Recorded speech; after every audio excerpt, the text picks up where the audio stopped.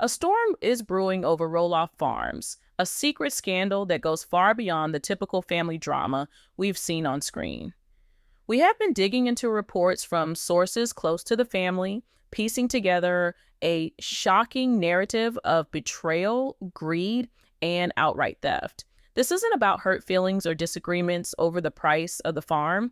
This is about a calculated criminal act, a land grab orchestrated in the shadows, designed to steal $250,000 worth of prime real estate from Amy Roloff.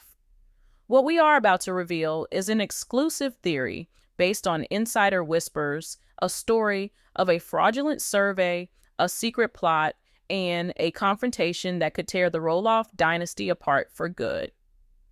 At the center of it all is Caryn Chandler and her audacious secret plan to redraw the very map of Roloff Farms, annexing Amy's rightful land for her and Matt's commercial empire. Before we expose every sordid detail of this alleged scheme, from the clandestine meeting with a crooked surveyor to the damning evidence that brings it all crashing down, we need you to be part of this investigation. If you believe in uncovering the truth and want to stay ahead of the headlines, hit that like button right now. Subscribe to LPBW Update and turn on all notifications. You are not going to want to miss a single second of this story because the fallout from this is going to be explosive. For years, the division of Roloff Farms has been a slow, painful process, played out for the cameras and dissected by fans. The narrative we've been sold is one of a difficult but necessary business transaction. Matt, the visionary, kept the bulk of the farm to continue his commercial ventures, from the iconic pumpkin season to his new controversial rental house. Amy, the matriarch, finally sells her half of the big house property to find peace and start a new life with Chris Merrick. It was meant to be the final chapter, the closing of a book that had been open for decades. But according to the information we've gathered, the final chapter was being secretly rewritten by Caryn Chandler, and the ink she was using was poison. The illusion of a clean break was just that, an illusion. Behind the forced smiles and carefully worded interviews, a battle was being waged for every square foot of that farm. The tension, we're told, was thicker than ever because this wasn't just about property, it was about power, legacy, and the final say in what Roloff Farms would become. At the heart of this conflict is a very specific and very valuable piece of land. It's not just any patch of dirt. We're talking about a long, strategic strip of acreage that runs along the main road. This land represents the public face of the farm. It has what real estate agents call prime road frontage, meaning it's the first thing visitors see, the gateway to the entire property. For Amy's portion of the land, this strip was her connection to the outside world, her independent access, and a guarantee of her property's future value. But it was more than just an asset on a balance sheet. On this particular strip of land sat something deeply personal to Amy, a grove of lilac bushes she had planted with her own hands years ago, back when the family was young and the farm was a shared dream. Those lilacs bloomed every spring, a fragrant purple reminder of the life she had built. They were part of her history, her legacy. To Amy, that land was priceless. To Caryn, it was a problem, and its value was a very specific number, $250,000. Caryn Chandler, as we all know, has transitioned from farm manager to Matt's partner, and in many ways, the de facto co-manager of the farm's future. Her vision for Roloff Farms is grand, commercial, and, according to our sources, completely unsentimental. She sees the farm not as a family home, but as a brand, an enterprise that needs to be streamlined, modernized, and maximized for profit. Her latest, most ambitious project was the creation of a new, majestic entrance for the farm's commercial operations. She envisioned a wide, welcoming driveway, flanked by impressive gates and professional signage, an entrance that would scream, major tourist attraction, not family farm. It would be the new face of the Matt and Caryn era, effectively erasing the old, more rustic entrance that was so closely associated with the entire Roloff family. There was just one significant problem. The perfect, ideal spot for this grand entrance, the location that offered the best visibility from the road and the most logical flow for visitor traffic, fell just inside the proposed property line of the land Amy was set to keep. It was on Amy's side. This was the point where a normal business transaction would involve negotiation, a simple conversation. "Hey, Amy, we'd like to build a new entrance here. Would you be willing to sell us this small strip of land or perhaps adjust the boundary lines in exchange for compensation?" But that's not how Caryn operates. To negotiate would be to admit that Amy had something she wanted. It would give Amy leverage power. It would require acknowledging Amy's rightful ownership and, in a way, asking for permission.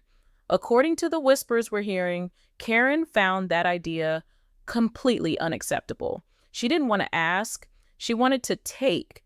She saw that strip of land with Amy's precious lilac grove, not as a piece of Amy's future, but as an obstacle to her own.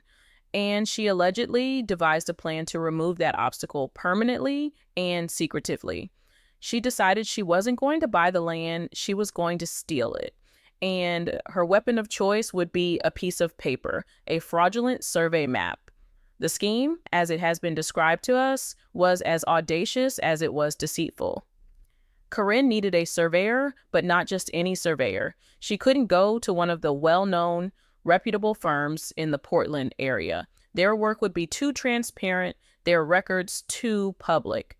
She needed someone discreet, someone whose professional ethics were flexible, someone who would be willing to bend the rules for the right price.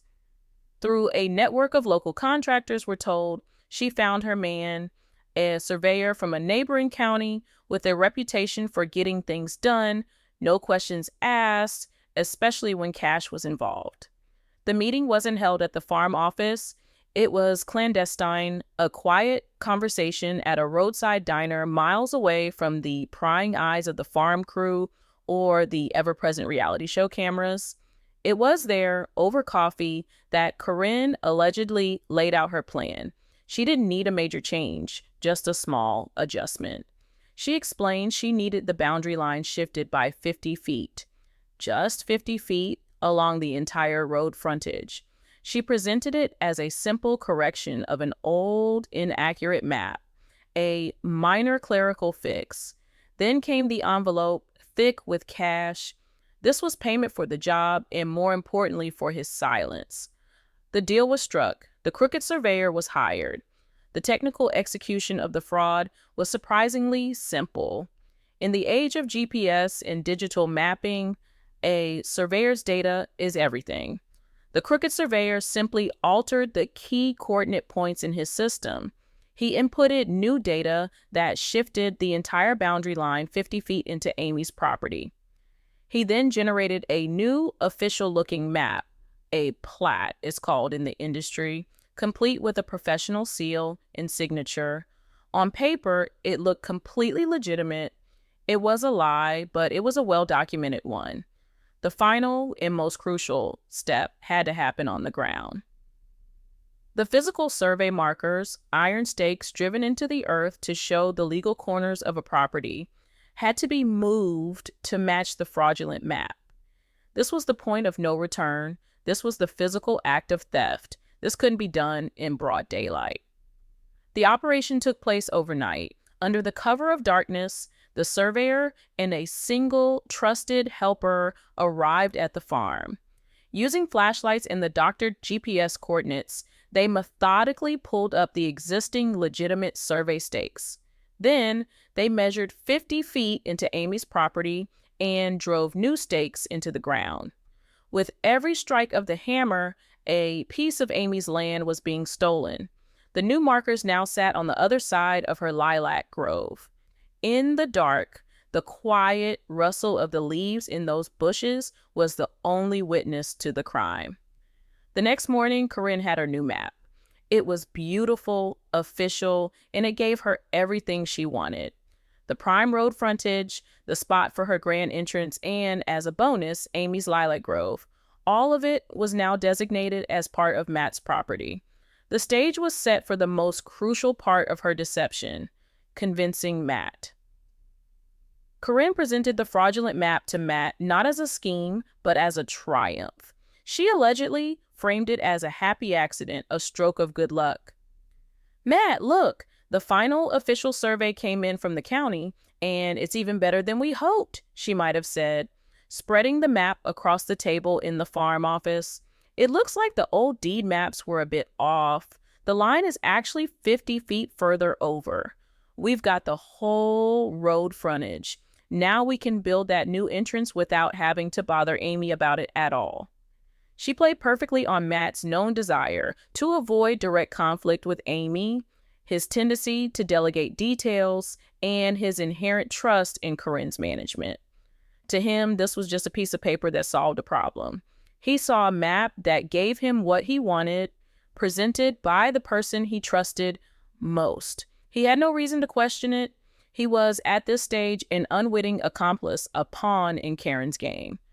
The fraudulent map was accepted as the official final survey, and the wheels were immediately set in motion. Matt, energized by the good news, ordered his farm crew to get to work. The new fence had to go up immediately to secure their new expanded boundary line. This is where the plan began to unravel. And it unraveled because of one thing Caryn could never account for: history and community. For 40 years, a woman we'll call Martha has lived on the property directly adjacent to the Roloff farm. Martha is not a reality TV star. She's a neighbor, a real person who has watched the Roloff kids grow up, who remembers when the farm was just a fledgling pumpkin patch. She knows that land, not from a map, but from a lifetime of looking at it every single day. She knows the curve of the hill, the position of the old oak tree, and exactly where Amy Roloff's lilac grove begins and ends. One morning, Martha looked out her window and saw something that made her heart stop. A line of new fence posts, raw and stark against the green landscape, was being pounded into the ground, and they were going up straight through the middle of Amy's lilacs. The crew was actively tearing out some of the bushes to clear the path. Martha knew with an unshakable certainty that comes from 4 decades of familiarity that this was wrong. The property line she had known her entire adult life was dozens of feet away from that fence. She didn't hesitate. She grabbed her phone and called Amy, her voice filled with a panicked urgency. "Amy, you have to get down to the farm right now. You have to see this. Matt's crew is putting up a new fence, and it's going right through your lilac grove. That's not the right property line, Amy. I've been here 40 years. I know where that line is. They're on your land." That phone call was the red flag, the sounding of an alarm that Caryn's intricate plot could not silence. Amy's initial reaction, we are told, was a mix of confusion and weary disbelief. Her first thought might have been that it was just a simple mistake, a misunderstanding by the farm crew. But the panic in her neighbor's voice, the certainty of a woman she trusted implicitly, planted a seed of deep unease. A cold dread began to creep in. This felt different. It felt intentional. Amy knew she had to see it for herself, but she also knew she couldn't just storm over and get into another shouting match with Matt. She'd been down that road too many times. This time she needed more than just her gut feeling. She needed proof. Her mind raced back through the years, through all the paperwork and legal documents associated with the farm. And then a key detail, a memory from the distant past surfaced. The original deed. The one from the 1990s when she and Matt first bought the main portion of the farm. She remembered reading the complex legalistic language of the property description, a description that didn't rely on GPS, but on old-fashioned permanent landmarks. She scrambled to find her copy, her hand shaking slightly as she sifted through a box of old files. And there it was. She scanned the dense text, her finger tracing the convoluted sentences until she found the passage she was looking for. The legal description for the boundary in question concluded with a very specific physical marker. Thence north along the section line for 217 feet to the point of beginning, said point being the northwest corner of the property, marked by a 6-inch cast iron well cap from the original farmstead. The iron well cap, it was a relic, a forgotten piece of the farm's history, a physical anchor to the truth. Armed with this knowledge, Amy drove to the farm. The sight of the new fence posts slicing through her beloved lilacs was a punch to the gut. It was a desecration. But she pushed her anger down, focusing on her mission. She walked the property, her eyes scanning the ground near the corner where the new fence line was being installed. The crew was working further down, so the area was clear. She followed the line of bright orange surveyor's flags that marked the new fraudulent boundary, and then she saw it.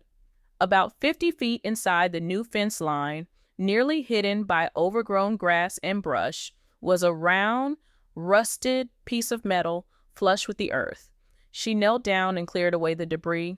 It was the old iron well cap, exactly where the 1990s deed said it should be, and it was now a full 50 feet on Matt's side of the new fence. This was it, the irrefutable physical proof, the smoking gun. The cold, hard iron of the well cap was the truth, and it told a story of a brazen 50-foot theft. Caryn's lie, so carefully constructed on paper and in the dark, was now exposed by a piece of history buried in the ground. This discovery changed everything for Amy. The grief and confusion were replaced by a cold, righteous anger. This was not a mistake. This was a deliberate, calculated act of theft and disrespect.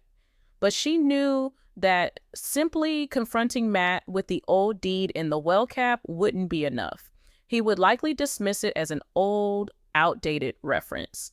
Caryn would spin a story about how modern GPS surveys are more accurate, how the old markers were probably in the wrong place to begin with.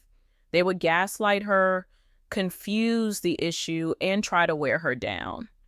Amy knew she couldn't win this battle alone. She had to fight fire with fire, or more accurately, fight a fraudulent map with an unassailable one. She made a decision that would prove to be the turning point in this entire saga. She would not rely on old documents alone. She would spend her own money, a significant amount of it, to hire her own independent surveying company. And she wouldn't hire just anyone. She went to one of the most reputable, well-respected civil engineering and land surveying firms in Portland, a company whose findings would be beyond reproach, whose testimony would stand up in any court of law. This was a major gamble for Amy. It was her money on the line, with no guarantee of getting it back. But it was a risk she had to take. She was no longer just fighting for a strip of land. She was fighting for her own history, her integrity, and for the truth to be recognized. The arrival of the new surveyors at the farm was a stark contrast to the clandestine overnight work of Caryn's hired gun. This was a professional crew in a branded truck working in broad daylight. They used state-of-the-art equipment, robotic total stations, high-precision GPS receivers, and their process was methodical and transparent. They began by researching the official property records at the county assessor's office, pulling all historical deeds and plats related to the land, including the original 1990s deed Amy had found. They weren't just looking at the land, they were reconstructing its legal history. On site, they located the official, recorded monuments and property corners in the surrounding area, using them as a baseline to establish a network of undeniable control points. And of course, they located the old iron well cap.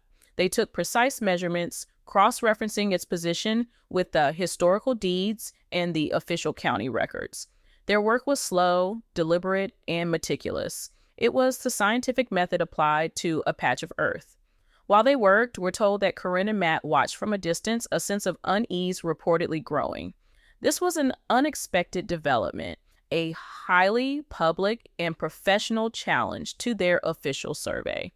Caryn's simple, secret plan was suddenly becoming very complicated and very public. A week later, the report was ready. Amy met with the lead surveyor from the firm to go over the findings. He unrolled a large new map on the table, a map created from terabytes of precise data, and it showed with scientific and legal certainty exactly what Amy and her neighbor, Martha, knew in their hearts to be true. The original property line was exactly where the old deed and the iron well cap indicated it was. The surveyor then overlaid a dotted line showing the location of the new fence posts and the markers from Caryn's survey. The discrepancy was a perfect uniform 50 feet.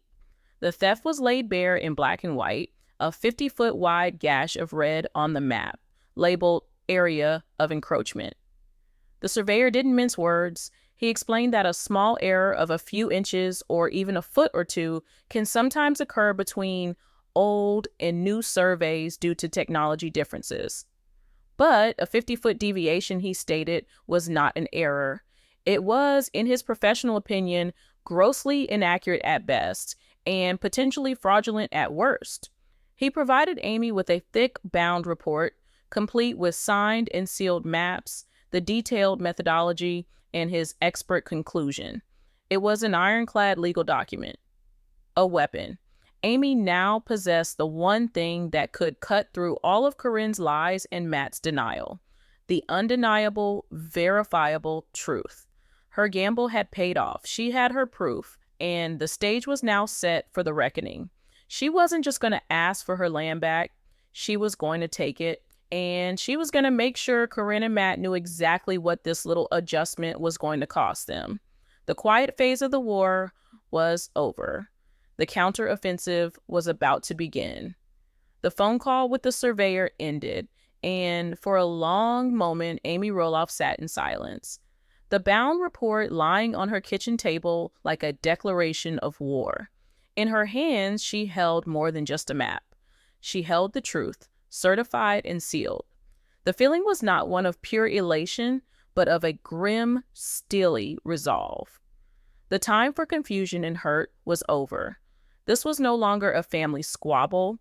It was a business transaction, and she had just been handed proof of criminal malfeasance. She had been targeted, lied to, and an attempt had been made to steal $250,000 of her assets. According to our sources, this is the moment Amy Roloff, the mother, the ex-wife, the reality TV personality, stepped aside, and Amy Roloff, the CEO of her own life, took over. She knew what she had to do next, and it wouldn't be a tearful phone call or a tense sit-down in the farm office.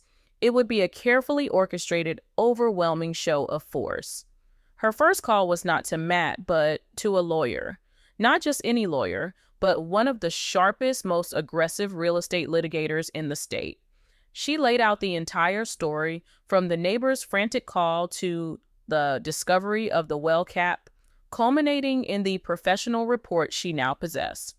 The lawyer's reaction, we're told, was not one of surprise, but of professional excitement. After reviewing the documents Amy sent over, he allegedly called her back and said, "Amy, this is not a he said, she said situation. This is a slam dunk. The evidence is irrefutable.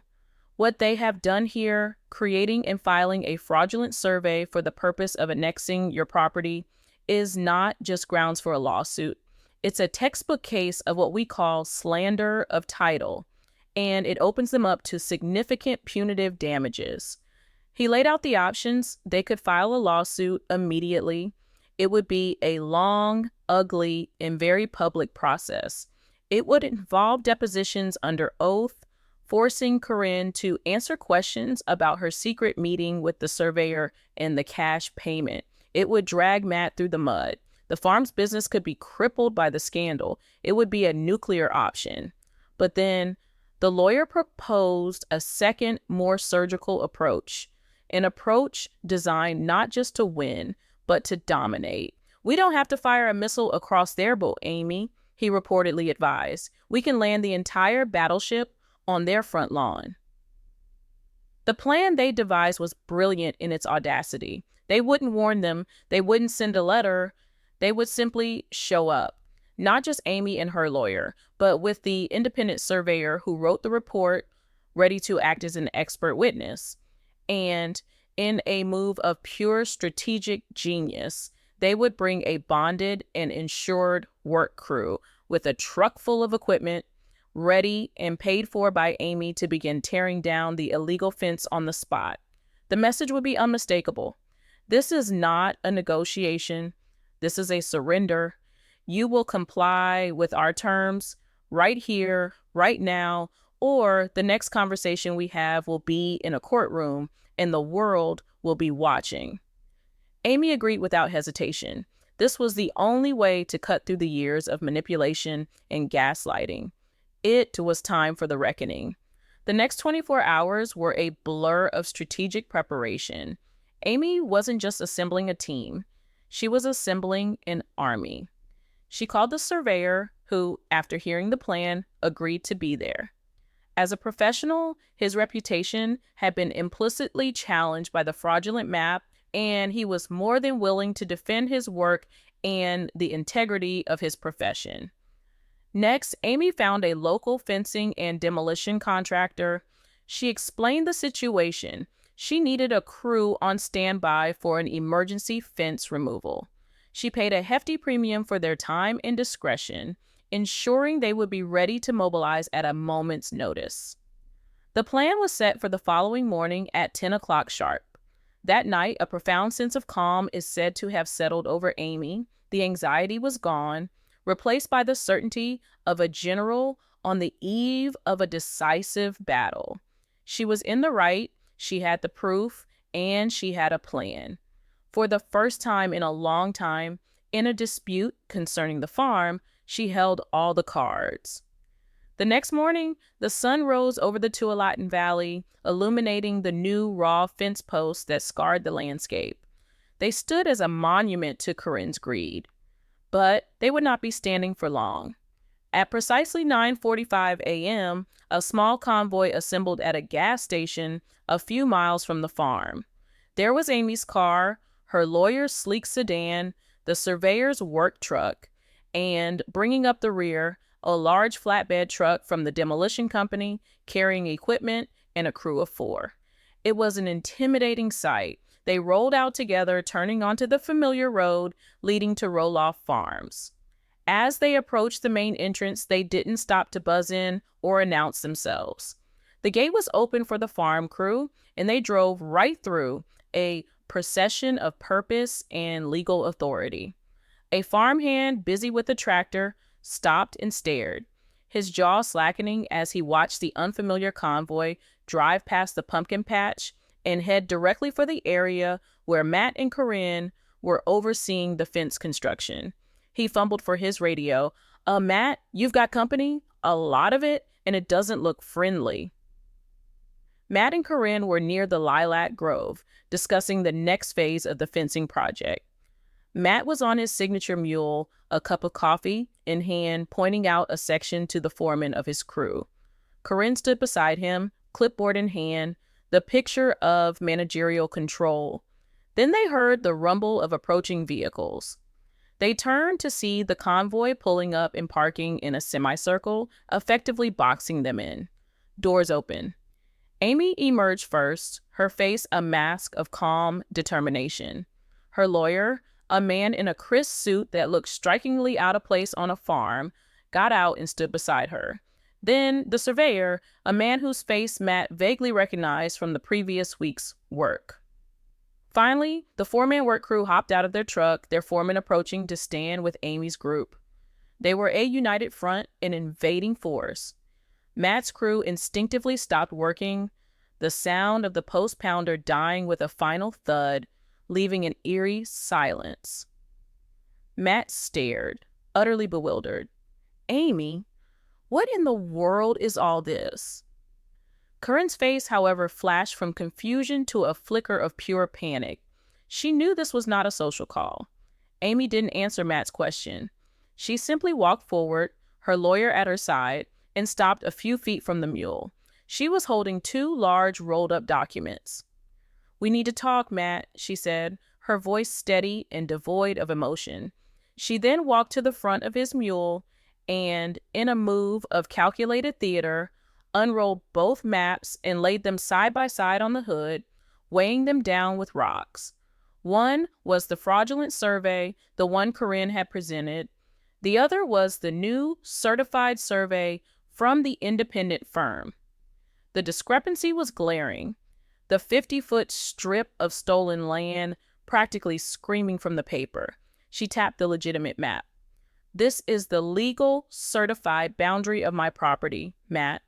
Confirmed by county records, historical deeds, and a physical monument that has been in the ground since before we were married." Then her finger moved to the other map. "And this," she said, her voice dropping to an icy tone, "this is a fraud, a complete fabrication. Your new map is a lie, Matt, and it's going to cost you." Matt stared dumbfounded, looking back and forth between the two maps. He was a builder, a man who understood plans and property lines. He could see the difference. He could see that the new fence posts, his fence posts, were deep inside the boundary line shown on the new map. He turned to Caryn, his face a canvas of confusion and dawning suspicion. "Caryn, what is she talking about? I thought you said this was the final survey from the county. What is this?" Caryn, for her part, attempted to bluff. Her voice was a little too high, a little too shrill. "This is absurd. Matt, don't listen to her. Our surveyor is a licensed professional. This other guy who knows who he is, he's probably the one who made the mistake. This is just another one of Amy's attempts to create drama." But her bluster was hollow. It was the desperate gambit of someone who had been caught red-handed. The presence of the lawyer, the surveyor, the crew, it was too much. The lie was too big to maintain.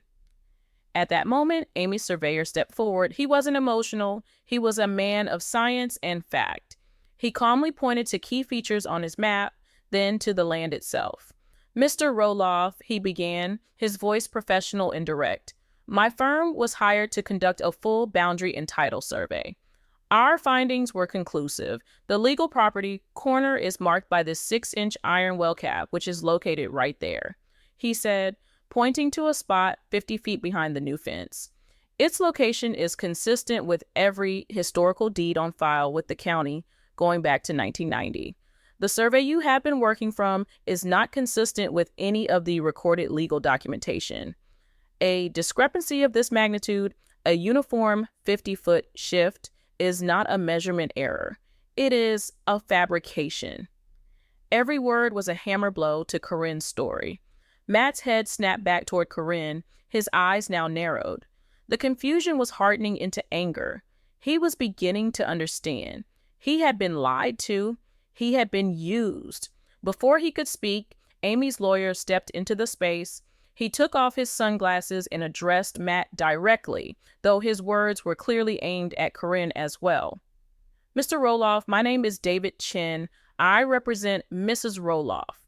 What you have here is a very serious legal situation. Based on the evidence we have, we are prepared to file a civil suit for fraudulent conveyance, slander of title, and trespassing. We will be seeking the full appraised value of the stolen land, which is $250,000, plus punitive damages, which a judge could triple given the clearly intentional nature of the fraud. We will also be filing a formal complaint with the state licensing board against the surveyor who created this fraudulent document, and we will subpoena him for a deposition. Ms. Chandler," he said, turning his gaze to her for the first time, "will also be deposed under oath, and she will have to answer questions about how she procured this survey and what, if any, cash payments were made to secure it." He let that hang in the air. The threat was clear. We will expose everything. The secret meeting, the cash in an envelope. The entire sordid plot would become a matter of public record. Caryn went pale. The color drained from her face. She was trapped. Any denial would be perjury. Any admission would be a confession. She looked at Matt, her eyes pleading, but for the first time, she found no support there. Matt was looking at the fence posts, then at Amy's lilac grove, then at the 2 maps on the hood of his mule. The pieces were clicking into place. Caryn's desperation for a grand new entrance. Her sudden, convenient discovery of a more accurate survey. His own willingness to believe it, to avoid a difficult conversation with Amy. He felt a surge of fury at Caryn for her deception and at himself for his own willful blindness. The lawyer continued, his voice calm and cold. However, my client is a reasonable woman. She is not interested in a protracted, messy, and very public legal battle. She is interested in justice and in making this right today. So she is prepared to offer you a one-time, non-negotiable opportunity to resolve this matter without litigation. He paused, making sure he had their complete, undivided attention. Here are our terms. He laid them out one by one like a judge handing down a sentence. 1. All work on this fence ceases immediately. Your crew will pack up their tools and leave the premises. 2. The crew my client has hired, he said, gesturing to the men standing ready, will begin the complete removal of every illegally placed post and all associated materials, effective right now. 3. You, Mr. Roloff, will be presented with and will pay the invoice for their services in full within 24 hours. 4. You will pay a contractor of my client's choosing to install a new fence along the correct legally certified property line. 5. You will reimburse my client for the full cost of her independent survey. And 6. You will reimburse my client for all of her legal fees to date. Upon agreement to these terms, we will draft a settlement and a corrected deed addendum, which your attorney can review. You will sign it. It will be filed with the county, and this matter will be closed. You have 5 minutes to decide. If you decline, I will be in my car on the phone with my office, and the lawsuit will be filed before lunch. Silence. The only sound was the wind rustling through the leaves of the lilac trees, the very trees at the center of the dispute. Matt looked from the lawyer's unblinking stare to Caryn's crumbling facade, and finally to Amy, who stood there, silent and resolute. He saw in her eyes not malice, but a strength he hadn't seen in years. She had outmaneuvered them completely. He knew he had no choice. The proof was undeniable, and the legal threat was catastrophic. To fight this would be to commit financial and public relations suicide. He slid off his mule, his movements heavy with defeat. He walked over to the maps, looked at them one last time, then looked at Caryn, his voice a low growl. Is this true? She just stared at the ground, unable to speak. That was all the answer he needed. A look of profound betrayal washed over his face. He turned to Amy's lawyer. We agreed to the terms, he said, the words tasting like ash in his mouth. It was over. The checkmate had been delivered. Amy gave a single, almost imperceptible nod to her crew foreman.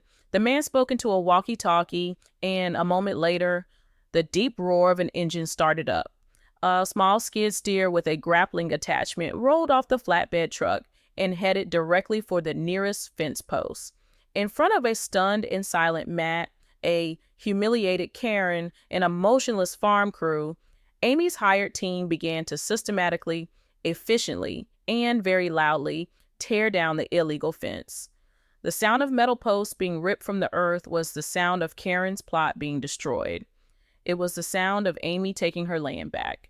Each post that was pulled up and tossed onto a scrap pile was a public symbol of Caryn's humiliating defeat. She had tried to steal 50 feet of land in secret, and in return, she was being forced to witness a costly public reversal paid for by Matt.